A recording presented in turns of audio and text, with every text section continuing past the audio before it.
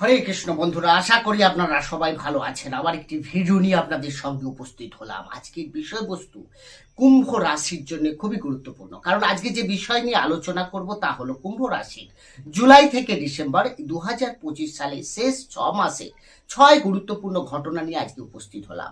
কি 6 ঘটনা?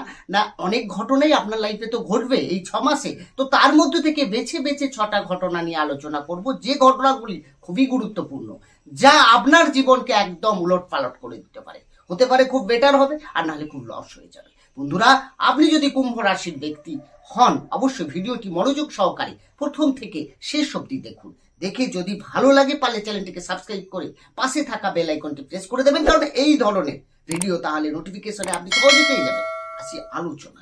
তাহলে যখনই জুলাই শুরু হবে, আপনার রাশি সাপেক্ষে গ্রহের অবস্থান থাকবে অনেকটা এইরকম। অর্থাৎ আপনার রাশিতে থাকছে রাহু, দ্বিতীয় ভাবে শনি, চতুর্থে শুক্র, পঞ্চমে থাকছে বৃহস্পতির সঙ্গে রবি, ষষ্ঠ ভাবে থাকছে বুধ এবং সপ্তমে থাকছে মঙ্গলের সঙ্গে কেতু। বন্ধুরা, গ্রহের অবস্থান যা থাকছে সেই অনুযায়ী যদি দেখা যায় যে প্রথম যে ঘটনাটি আপনার লাইফে ঘটবে তা হচ্ছে শুক্রের অবস্থান। শুক্র কি না, আপনার ভাগ্যের অধিপতি গ্রহ, নবমপতি।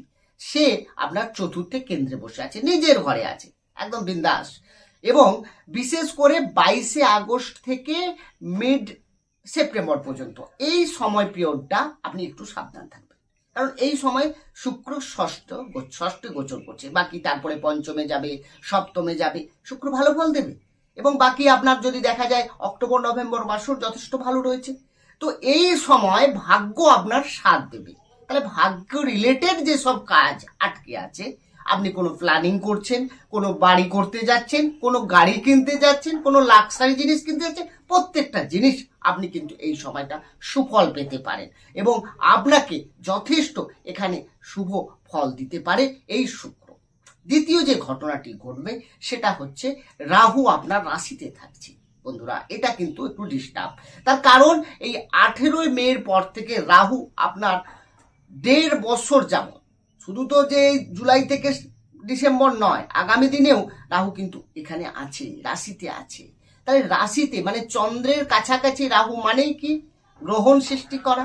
আপনার মনের মধ্যে এমন হবে যে যেটা নয় সেটাই মনে হবে ঠিক, যেটা ভুল সেটাই মনে হবে ঠিক। ভ্রমিত হয়ে যাওয়া, ভুল দিকে পরিচালিত হওয়া। অনেক ছেলে মেয়ে দেখবেন এই সময়টা গার্জেন্সের কথা না শুনে, সে এডুকেশনে থাকুক বা আপনার কোনো কর্মের সঙ্গে যুক্ত থাকুক, তারা কি করবে না করবে ডিসিশন নিতে পারছে না। ডিসিশন নিচ্ছে, ভুল হচ্ছে, লস হচ্ছে, ভুল দিকে পরিচালিত হচ্ছে। তো মাইন্ডকে সেট আপ করতে হবে, এখানে সময়কে গুরুত্ব দিতে হবে, সময়ের সঙ্গে আপনাকে সব কাজ করে নিতে হবে, ফেলে রাখা যাবে না, তাহলে কিন্তু বিপদ। তৃতীয় যে ঘটনাটি আপনার জীবনে ঘটতে চলেছে, বৃহস্পতি জুপিটার সে অবস্থান করে থাকছে কোথায় না, আপনার রাশির পঞ্চম ভাবে। এডুকেশন পার্টকে যেটা দেখছে, প্রেম, ভালোবাসা এবং সন্তান, এই তিনটে বিষয়কে আপনি একদম পজিটিভ ভেবে দিন।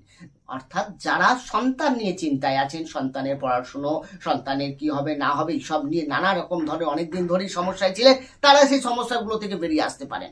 বাকি আপনি যদি পড়াশুনো করেন, আপনার যদি প্রাথমিক লেভেল, হাই এডুকেশন যে কোনো সেক্টরে রয়েছে, তো তাদের ক্ষেত্রে বলবো এই সময়টা আপনারা অনেক রাস্তা পাবেন, কোনো ডিসিশন নিতে পারবেন, আগে এগোনোর জন্য আপনি কারো সাপোর্ট পাবেন, ব্লেসিং পাবেন। এই সময়টা আপনার জন্য ভালো। তাহলে পড়াশোনা ঠিকঠাক হয়ে গেল, সন্তানের জায়গা থেকে মজবুত হলো, সন্তান প্ল্যানিং করতে পারেন, কোনো অসুবিধা নেই। লাভ রিলেশনেও একই রকম ভাবে পজিটিভ।